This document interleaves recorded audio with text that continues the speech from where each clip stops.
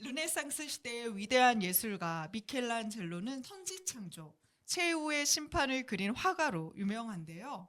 하지만 2미터 넓이의 피에타상과 높이만 5미터가 넘는 다비드상을 만들어낸 조각가로도 유명합니다. 당시 많은 예술가들은요, 보통 작은 대리석에 조각하는 것을 더 좋아했는데요. 큰 대리석을 조각하다가 자칫 비율을 잘못 맞추게 되면 졸작이 나올 수도 있기 때문이랍니다. 그래서 아무리 실력이 있는 조각가라고 해도요, 큰 대리석에는 감히 정을 대지 못했다고 하는데요. 미켈란젤로는 좀 달랐답니다. 그는 조각가들의 한쪽에 밀어든 거대한 대리석을 요리조리 보고는요, 갑자기 펄쩍펄쩍 뛰면서 보인다 보여, 다비드가 보여 라고 외친대요. 그러고 거침없이 정을 댔답니다.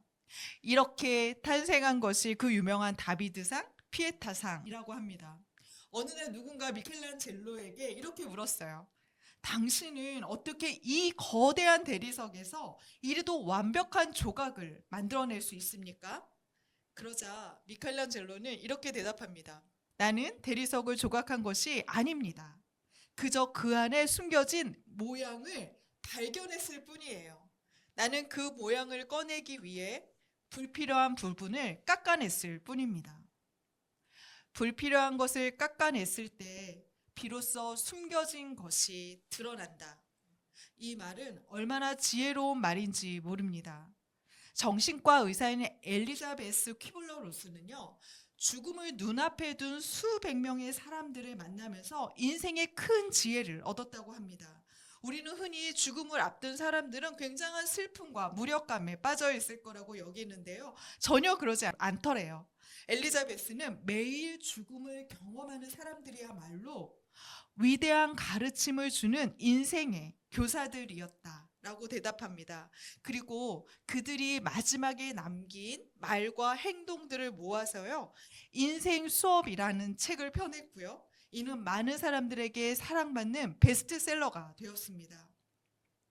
죽음 앞에서 그동안 꼭 붙들었던 자신의 욕망을 걷어낸 이들은 남아있는 짧은 시간을 삶의 정수처럼 참 자기의 모습이 되어 살아간다는 것입니다.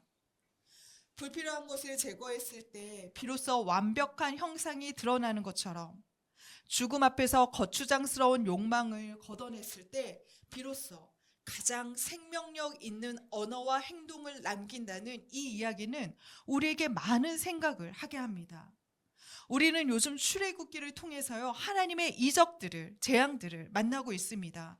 이 이적들은 단순히 못된 애굽 사람들을 혼내주고 불쌍한 이스라엘 사람들을 구해주는 이야기로 가득 차 있지 않습니다. 그동안 애굽과 이스라엘이 걸치고 있었던 헛된 욕심들을 하나씩 걷어내고 깎아내면서요, 원래의 인간이 어떻게 살아야 되는지를 하나님이 직접 하나씩 가르쳐 주시는 인생 수업처럼 느껴집니다. 그렇다면 이 수업을 관통하는 한 개의 단어는 무엇일까요? 바로 알다라는 의미의 히브리어 원어 야다라는 단어입니다.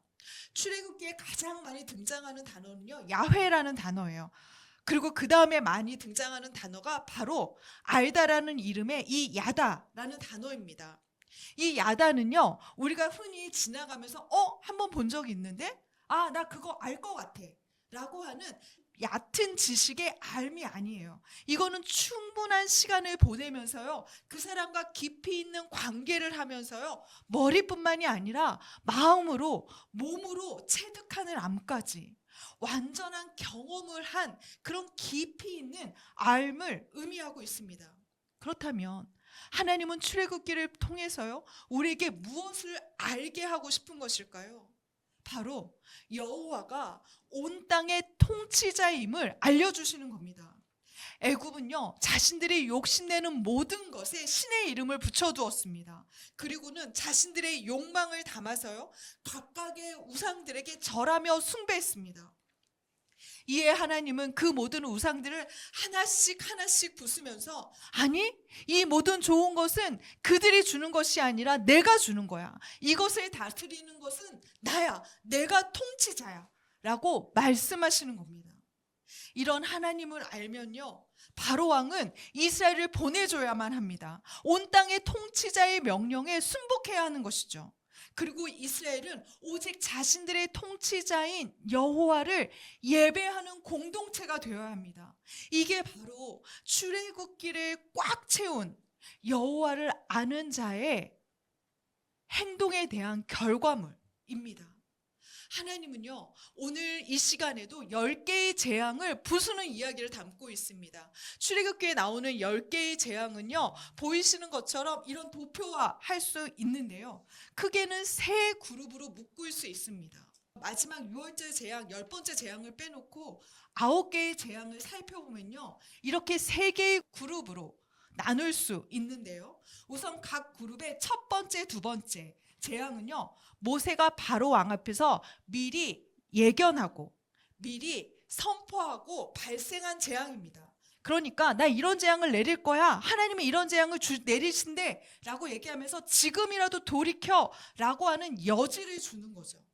하지만 각 그룹의 세 번째 재앙, 이 종기 흑암 재앙은요, 예고 없이 발생합니다.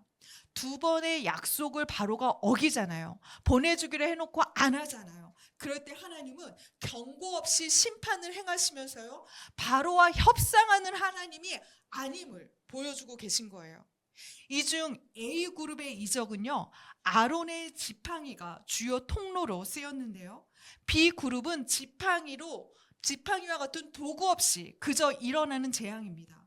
그리고 마지막 C그룹은요, 모세의 지팡이와 그의 손이 기적의 통로가 됩니다. 이를 통해서 하나님은 무엇을 말씀해 주시냐면요, 특별한 사람이나 물건을 통해서 이 일이 일어나는 것이 아니라 나로부터 일어나는 기적과 재앙이라는 것을 알려주고 계신 거예요. 사람이 물건이나 대상에 집착하지 않게 하시는 겁니다. A그룹의 재앙이요, 애굽 온 땅에 내린 재앙이었다면요, B그룹의 재앙부터는 이스라엘 사람들이 사는 고센 땅에는 이 재앙이 내리지 않고 구별됩니다. 그러면서 애굽 백성들에게만 나타나요. 하나님은요, 심판을 진행하시면서요, 지금이라도 내 편에 산 자들은 보호하겠다는 걸 눈으로 보여주고 계신 겁니다. 그리고 오늘 본문 말씀이 이 중 세 번째 재앙인 티끌이 이가 되는 재앙입니다. 우리 다 같이 16절 말씀을 다 같이 한번 읽어보도록 하겠습니다. 시작. 여호와께서 모세에게 이르시되 아론에게 명령하기를 내 지팡이를 들어 땅에 티끌을 치라 하라. 그것이 애굽 온 땅에서 이가 되리라. 당시 애굽은요, 그 어느 다른 나라들보다 정결을 매우 강조하던 문화였습니다. 특히 신을 섬기는 제사장들은요, 제사에 참석하기 위해서 온몸에 털을 밀었고요, 하루에도 몇 번씩 몸을 씻는 정결 예식을 치러야 했습니다. 그런데 그들의 몸에 이가 번식하는 거예요. 여러분, 예전에 우리나라도 힘들었을 때 이가 많았잖아요. 여러분도 경험해 보셨습니까? 굉장히 몸을 괴롭게 하잖아요. 정결을 생명처럼 여기던 이들에게 이가 자신의 몸에 번진다는 것은요, 매우 고통스럽고 가려운 일입니다. 특별히 제사장들에게는요, 거룩함을 상실했다는 영적인 무력감의 의미를 주고 있습니다. 우리 이어지는 17절 말씀을 보면요, 온 땅의 티끌이 다 이가 되었다 라고 말하면서 사람과 가축의 몸까지 올랐다고 말씀하시는데요, 세 번째 이 재앙부터는 요술사도도 흉내내지 못하고요, 이는 하나님의 권능이다, 원어로 보면 이거는 하나님의 손가락이다 라고 고백합니다. 세 번째 이 재앙은요, 모든 백성이 부정해지는 재앙입니다. 애굽인들은 더러운 곳에서 노동에 쩔어 사는 이스라엘 백성들을 구별하고 차별하면서 뭐라고 얘기하냐면요, 너희들은 더러워, 너희의 몸에 있는 먼지는 더러운 거야, 그러니 너희들은 우리에게서 떨어져야 해 라고 그들을 몰아냈습니다. 사실 그들의 노동력으로 먹고 사는 사람들이었잖아요. 그럼에도 불구하고 그들을 차별하는 거예요. 하나님은 그렇게 우리는 정결하다 외치는 자들에게 이 재앙을 일으키시면서요, 너희 모두가 내 앞에서 부정하다 라고 말씀하시는 겁니다. 더욱이 이 부정을 만드는 원재료가요, 땅의 티끌이라는 사실이 애굽인들에겐 충격이었을 것입니다. 애굽은 땅의 신을요, 게브라 부르면서 초록색 남성신이 대지에 누워있는 모습을 갖곤 했습니다. 이 게브는요, 땅에 누워서요, 하늘의 여신과 만난대요. 그래서 둘이 결혼을 하면서 땅에 생명력을 준다고 말했습니다. 애굽은 농업사회였기 때문에 풍요로운 농작물과 비옥한 토지가 매우 중요했습니다. 그래서 나일강의 신만큼이나 대지의 신 게브를 숭상했어요. 그들에게 땅은, 이 게브의 신은 한 번도 어김없이 늘 생명의 풍성함을 안겨주던 위대한 신이었습니다. 땅의 본질이 생명이잖아요. 그 생명력을 자연스럽게 주는 것이 게브의 역할이다, 땅의 신의 역할이다 생각했던 거죠. 그런데 이 신성한 땅에서요, 생명이 나오는 게 아니라 부정이 나오는 겁니다. 모든 이들을 살리는 게 아니라요, 모든 이들을 더럽히는 악의 근원이 되는 겁니다. 하나님은 이를 통해서 무엇을 보여주고 계신 걸까요? 바로 생명을 생산해야 하는 땅이 악을 생산하는 근원이 되었다라고 보여주는 겁니다. 오늘 본문 속 이 티끌이라는 원어는요, 아파르라는 원어인데요, 이것은 창세기 2장에 등장하는 원어와 일치합니다. 우리 창세기 2장 7절의 말씀을 다 함께 읽겠습니다. 시작. 여호와 하나님이 땅의 흙으로 사람을 지으시고 생기를 그 코에 불어넣으시니 사람이 생명이 된지라. 여기서 등장하는 흙이요, 원어 아파르로 티끌과 동일 언어입니다. 흙은 인간의 원재료입니다. 이 흙에 하나님의 생기가 불어넣어지자요, 인간이 된 거예요. 그래서 인간은 하나님의 숨으로 살아갈 때 창조의 본질인 온전한 인간의 모습으로 살아갈 수 있습니다. 하나님은 인간을 땅의 흙으로 만드시면서요, 땅의 본질처럼 모든 이에게 생명이 되길, 풍요가 되길 기대하셨습니다. 육체적으로는 거룩한 자손을 낳는 것뿐 아니라요, 그를 만나는 인간이 서로에게 풍성한 생명과 풍요를 나눠주는 존재이길 기대하셨습니다. 그런데 인간이 하나님의 숨으로 살지 않아요.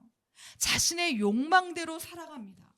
인간은 풍요와 생명을 독점하기 위해서요, 계층을 구별해서 권력을 만듭니다.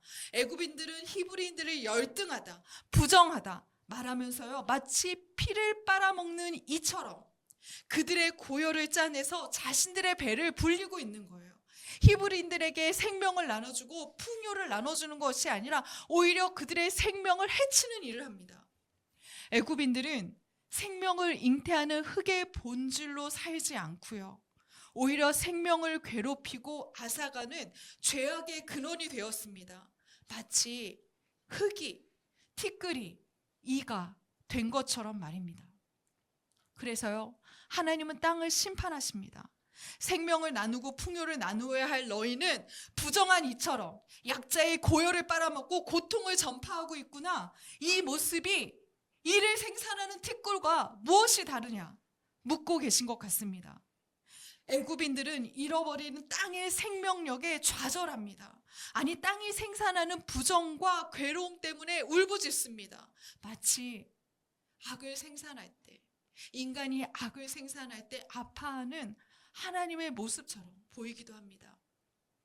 세 번째, 이 재앙을 지나면서요, 애굽인들은 이 땅의 신이 게브가 아니라 하나님이라는 것을 어렴풋이 알아가게 됩니다. 요술사들도 이는 하나님의 손이다 말하면서 여호와의 존재를 인정하기 시작하고요. 하지만 바로는 여전히 그 악에서 돌이키지 못해서 다음의 심판을 불러들이고 있습니다. 우리는 흙입니다. 그저 하나님의 숨으로 살아갈 때, 그때만이 참 본질이 될 수 있는 그런 존재입니다.